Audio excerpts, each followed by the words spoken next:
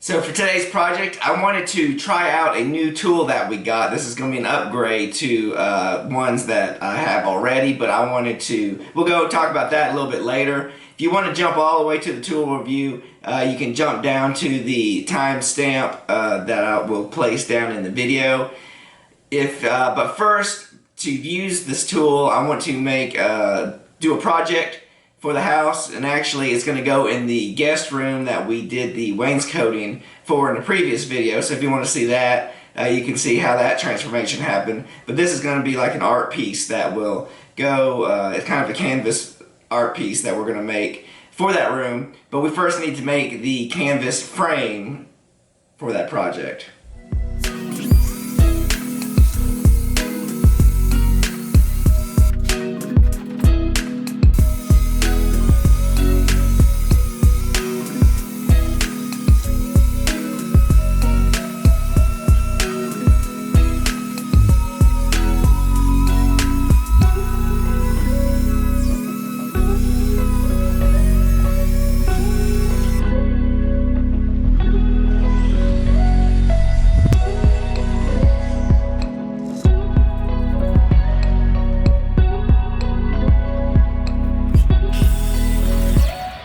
So basically we're going to make a canvas frame, which is going to go, I guess, underneath the canvas. And I just learned something which was kind of funny. The actual final outside dimensions are going to be 26 tall by 30 wide. So what I did, and this only happened because the wood that I'm using is actually 2 inches thick this way, and this is the way we're going to do it.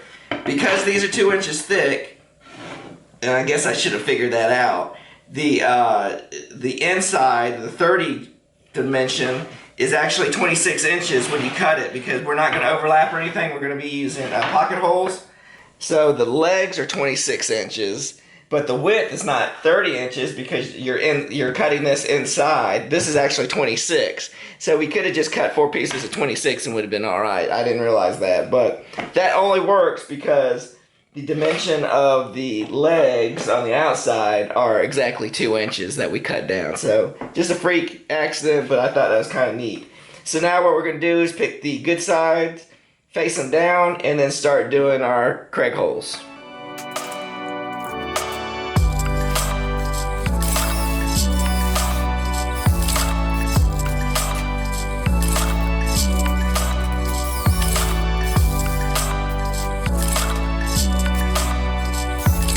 Although this is the butt end of the wood and wood glue doesn't adhere as well to it, I'm still going to add some just for my sake. And then this is my glue bot, which I like to use. It has mixed reviews, but all you have to do is just push it and your glue automatically comes up. You don't have to worry about taking the bottle and shaking it to the top to get it to come out. So it's probably instant. Just squeeze it and glue comes out. So I like that a lot. I like to clamp my pieces together firmly to a solid surface just so that they are together. And I have the finished side down because I want those 2 sides to be even. These pieces of wood aren't perfectly flat, so I want the non-even side on the back side, so it doesn't matter if it's flush or not. We'll see how this bit works. It's a little rounded over. I've been having issues with it. Hopefully it'll work for this project. I need to get a new one.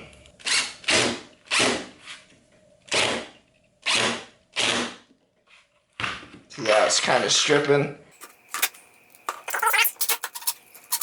And then you should see it pull together really tight. That's why I like using these pocket hole drills for this application. There you go, 1 down, 3 more to go.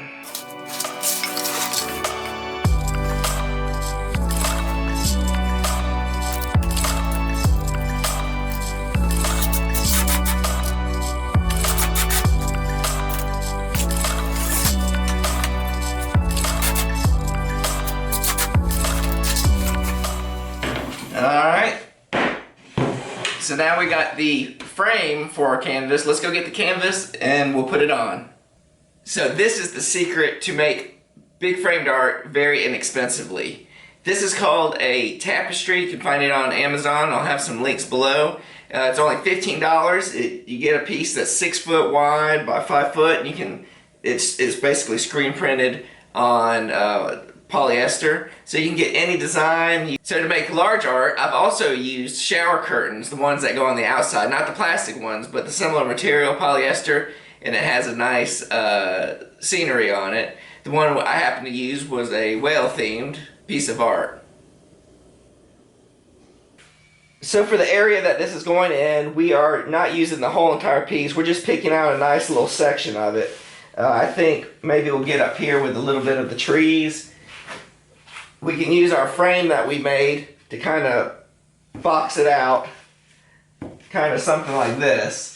We'll mark it out and we're going to wrap the frame, but right now we're just trying to figure out what scenery do we want for it to look like, and I think this is a perfect area of it. You can put it anywhere you want, use any type of texture, colors, depending on where you're going to put it. So this makes it ideal for an art piece to fit your needs.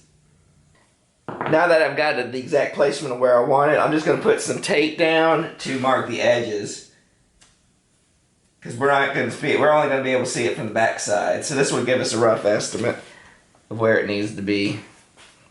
Since we are at the top of the tapestry, you want to make sure you have enough material to fold over so you have enough room to staple. That's the only thing you really need to consider since we're so far to the top. But other than that, it looks good, so let's flip everything over.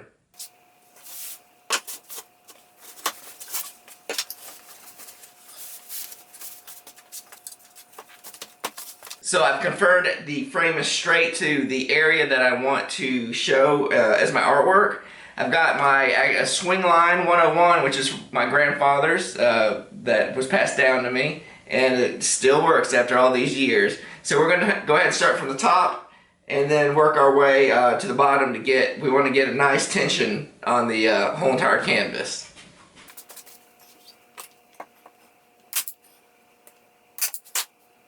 So now at the bottom, we've pulled it taut to make sure our canvas is taut there. And we're just going to put 2 initial staples in here. And make sure when you're stretching it, it's even, not crooked. You'll cause wrinkles.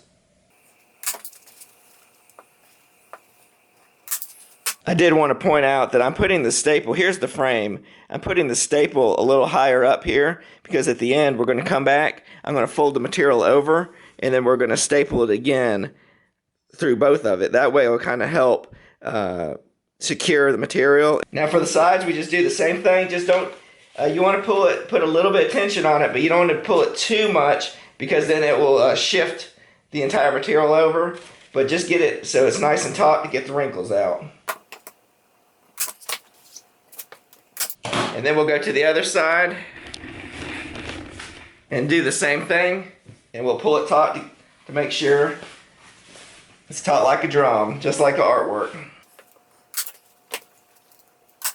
So we got the perimeter stapled up. So what I'm going to do is cut some of this waste off, but remember to leave a little bit of length here because we're going to fold it back over, and we're going to work on the corners too. So but we're going to cut what we don't need out of the way so we can see a little better.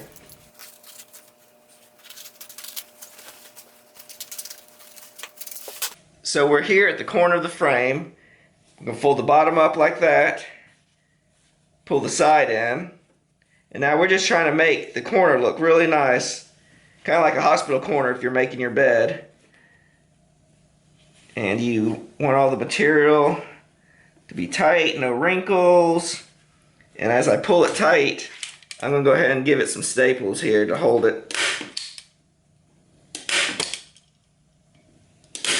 There you go. Now we just need to repeat that on the other 4 corners.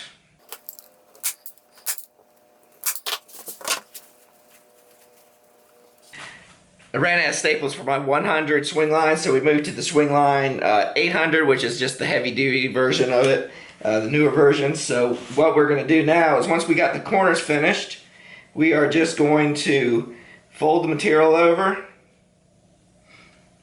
give it another staple up top, staple at the bottom, and that way you've got multiple staples holding the material tight, and it's not all the tension is not concentrated at just one spot, so it won't rip the material. So I'll go around, do all the edges, and trim to fit, and we'll be good to go.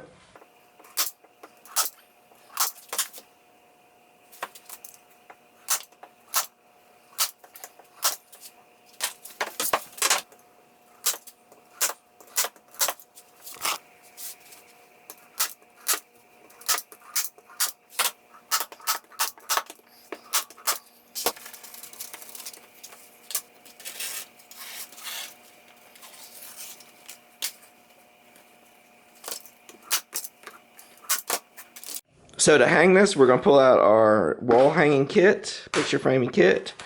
We are going to get some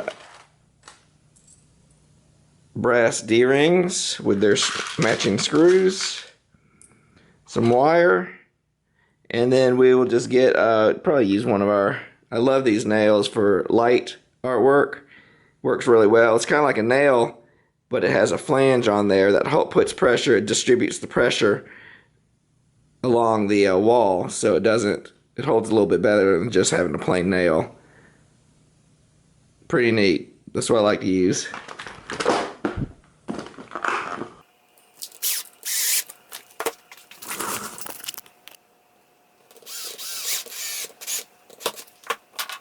Now for the wire, we will feed it through the D-ring, fold it in half.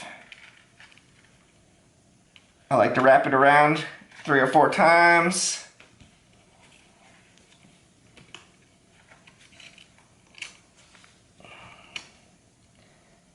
And then cut it so the end is on the outside of it to avoid cutting the canvas. And then we string it out like so, and do the same thing. Get this taut, fold it in half, and wrap it around 3 or 4 times.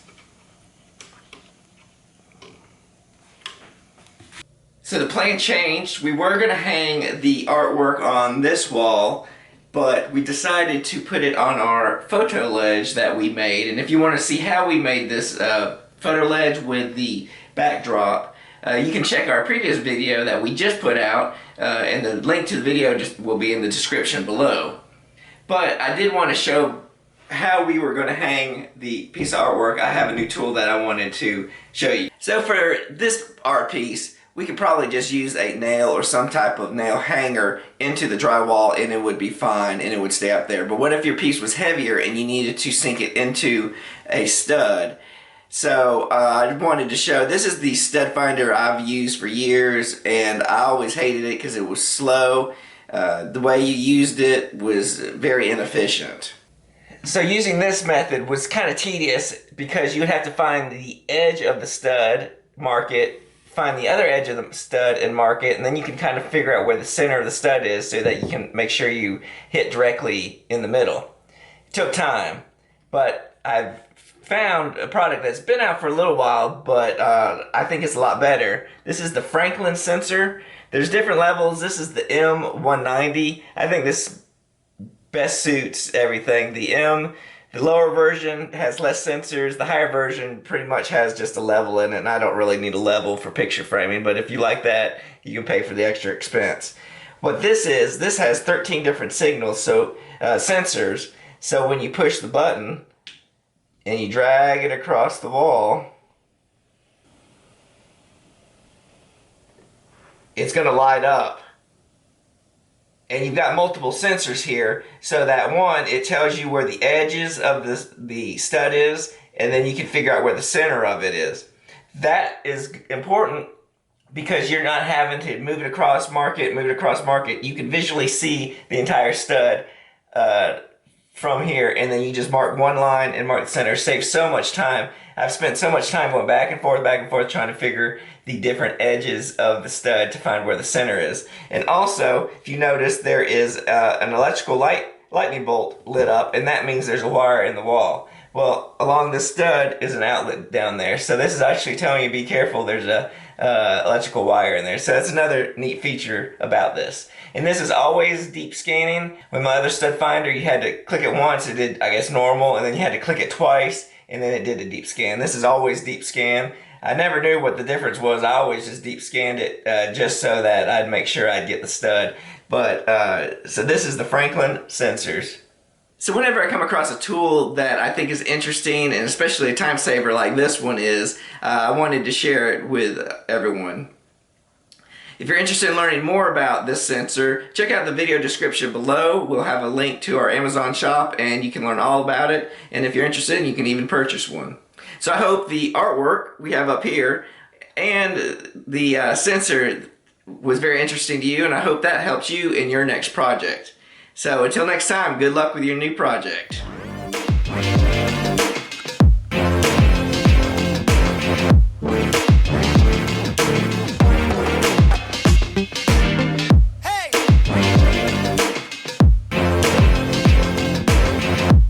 And if you'd like to see more videos like the one you just saw, you can check here and here. And remember the ABCs of making. Always be creating. Till next time.